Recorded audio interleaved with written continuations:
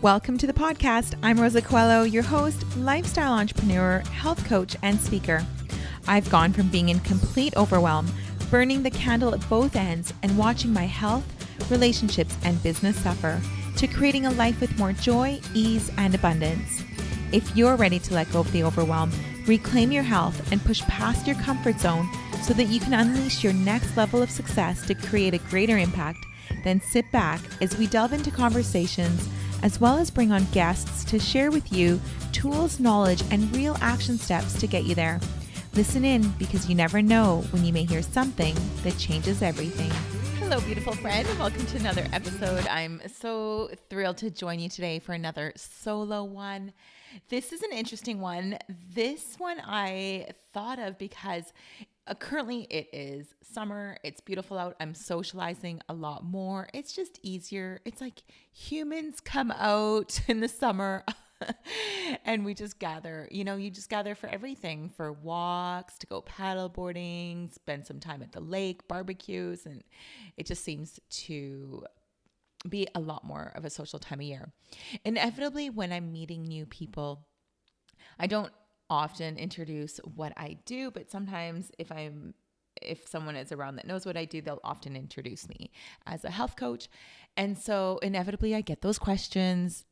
Oh, I've got this stubborn weight. What do I do? And that's kind of a normal thing. I've been getting that since became a trainer well over 15 years ago now. And at first I used to be like, oh, I don't want to talk about work, but now I just love it. I really love contributing as much as I can. And so what I found is, naturally, there are two things that I always tell women, especially women that I don't know well. And I'm like, okay, what actual piece of advice could I give them that I know would move the needle?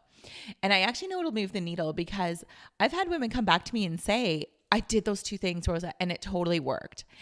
And so I'm going to share those. Before I get onto it, though, I do want to share that my Simply Strong 6-week program / course is currently on hold for the summer because I take the month of August off, as you know, and it will be back in September, and then throughout the year I run it as well. So if you would like to be on the wait list just to receive news as to when the next date is, then go to my website, rockofit.com /simply strong, and you will see there's a little wait list there that you could add your name and email to.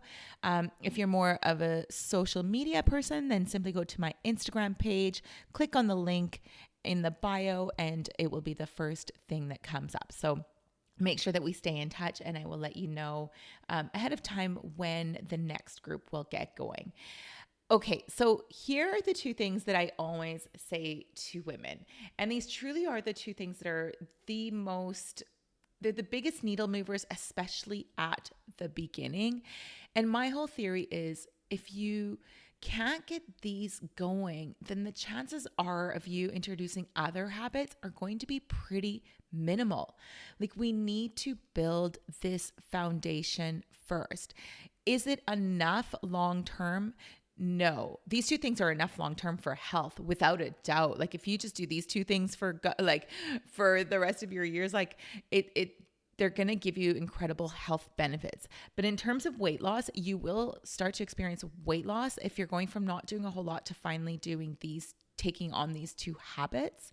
But eventually you do need to introduce other things like the strength training, looking at your sleep habits, looking at, specific nutritional deficiencies. There's all these other things that when you hit plateaus that you can then start to introduce, but that will feel easier introducing another habit on top of this foundation. It's like habit stacking. And I think that's a wonderful way to do things. So the two things I say to women are, the first one is to get your protein to 100 grams of protein. Now, are 100 grams enough for most women? No. I would say that most women need to be between 130, 150, depending on weight, your measurements, your activity level, etc. However, there really isn't, I can't even think of one.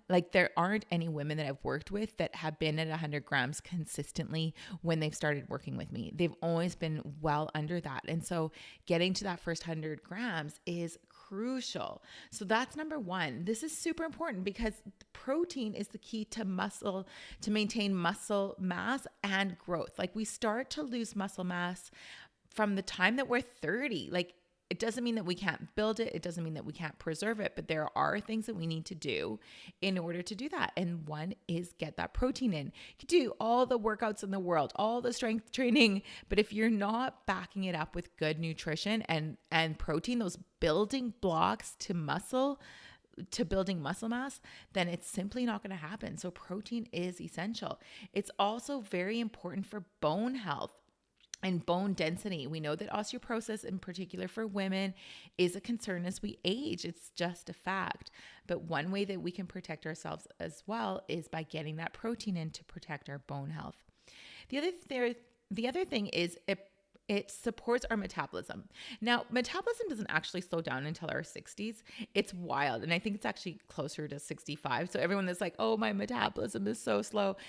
Yeah, maybe to a point, but it's not due to aging. It's often due to not getting those essential things in, like the protein and the exercise and all the things.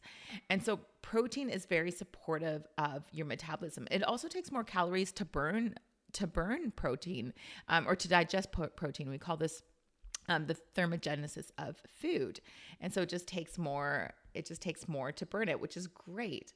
The other thing is protein is important for maintaining our weight. It helps us to feel full longer, which means fewer cravings, fewer sugar crashes, fewer taking on these excess calories that we don't need because we're actually feeling satiated.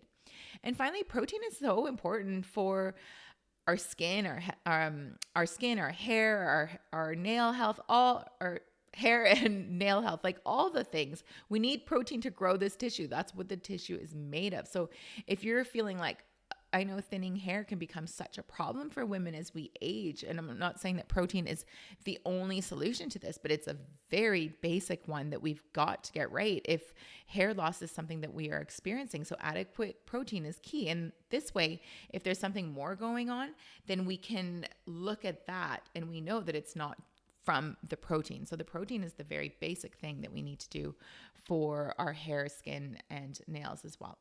So that was number one. It's protein. Get your protein to 100 grams. So how do you do that?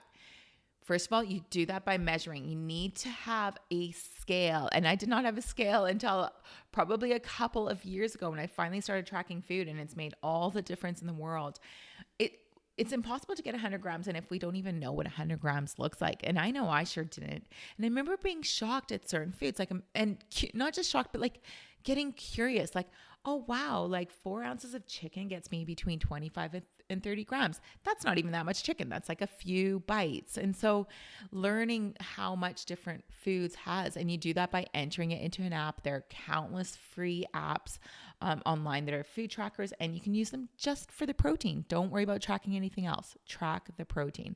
But you need to have a scale and to track it so that you know exactly what you're having. And then a lot of times I find that people will be like, oh, it's just too hard to get it in. It's not.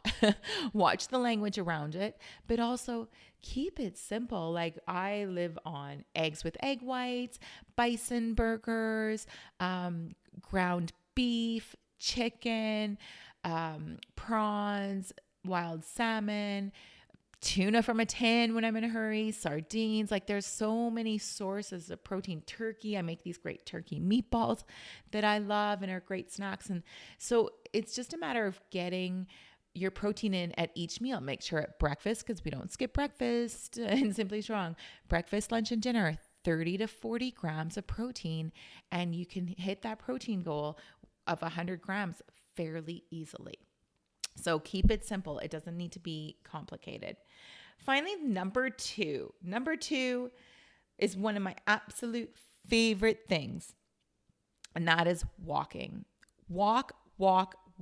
I know when I was stuck with my weight and I'd hit this plateau, I was getting my strength workouts in. I was, my meals were on point. Everything was on point. My sleep hygiene was great, all the things.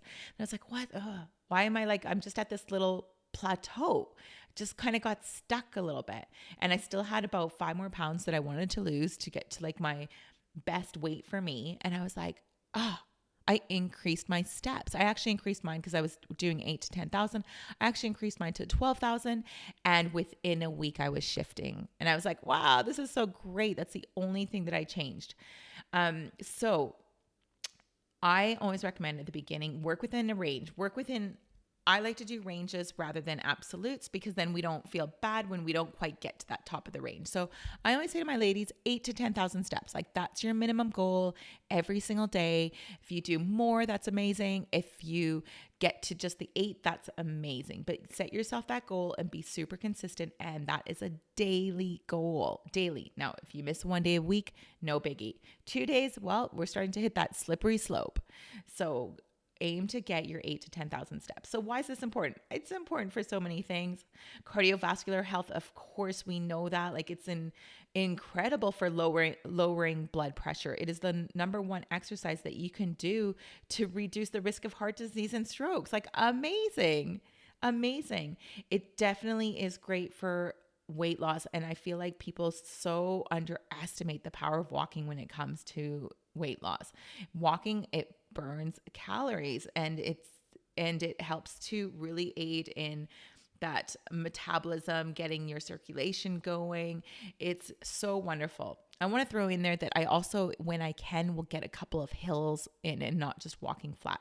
I want to get that in because I feel like I might just forget. The other thing, it's important again for that bone and joint health. Like we're saying, women are so susceptible to osteoporosis. So this is one thing that you can do to maintain that bone density. Mental health, like, oh my gosh, if you are someone, and this is very normal as we hit perimenopause and menopause, to suffer a little bit more from anxiety that can be induced by hormones. So how do you reduce it? You reduce it by walking. It is such a great way to get out of your head because that's usually where anxiety comes from. It's from being in our head and getting into our bodies. And so that's how we get into our bodies. Simply get yourself out for a walk. Even if it's like you're feeling that anxiousness come in, go out for 10, 15 minutes. Every little bit helps. It also is an amazing way to improve our sleep. Walking and getting that evening walk in and getting that natural light in is powerful for regulating our sleep. It helps with digestion. Like if you're suffering from anything from constipation, just bloating, all the things, walking is a beautiful way to get things moving. And finally, it's just an opportunity to also be social. Like there's nothing more I love than going for walks with friends. And you know what? If I'm not walking with a friend, I'll be listening to a podcast one ear in because I'm always looking out for those bears or listening for sounds in those bushes. However, listening to a good podcast, I come back from my walk feeling super inspired and like I've learned something. So, and there's also times for just being at peace and quiet and listening to the sounds of nature. So it all kind of depends on your mood for the day. But really incorporating this daily walk makes a huge difference. These two things, there really is nothing else I could tell you that will move the needle more than these two things. They are actionable. You can do them. Everyone can access them. I would say if you really are truly serious about building this habit and see where this takes you for the next 30 days, get yourself a physical calendar. I am so done with only tracking on apps. Now I love tracking food on apps and I do love technology. It has its place, but so does the old school pen to paper. Get yourself a calendar. When you get your walk in, give yourself a smiley face. When you get your protein in, give yourself a star on that day. At the end of the 30 days, you can see how much you did everything. Because here's the thing, we lie to ourselves, like not on purpose, but so often we'll be like, oh, I feel like I've been doing it and it hasn't been working. Yet if we had looked at a calendar, we'd be like, oh, I did it only 4 days a week instead of the 6 that I had wanted to do or the 7. And so that makes sense why I'm feeling better. I got a little bit of results, but not quite what I thought. It's because we always feel like, oh, I've been doing it because we've been thinking about it, but we haven't necessarily been doing it. So track where you can visibly see that. I just have found in working with women, just tracking like on online calendar just is not the same. It just doesn't land in the same way. So we use apps to track the food and to make sure that we're getting to our goals, and we use the app to track our steps. That's amazing. But when we want that overview, we use a physical calendar. It's a game changer. Okay, my friends. So that's all I've got for you today. Enjoy this amazing summer wherever you are. Again, if you want to join the Simply Strong waitlist, go to my Instagram page or onto rockofit.com/Simply Strong. If you've enjoyed this episode, I would love it if you took a screenshot of it and tagged me on Instagram. It really is so helpful for sharing, and it lets me know that you're out there and that you are gaining value from this. Thank you and have a beautiful one. Thank you so much for listening in today. I know time is precious and I'm grateful you shared yours with me. It would mean the world to me if you felt an impact, a moment of inspiration, or learned something new. If you would share it with those you care about and leave me a review on iTunes. I'd love to know what spoke to you or what you'd like to hear more of. Your sharing and leaving a review would help so much on this journey to making an impact on as many people as possible. It's worth it. I know from experience, there are moments when something we hear has the possibility of changing everything.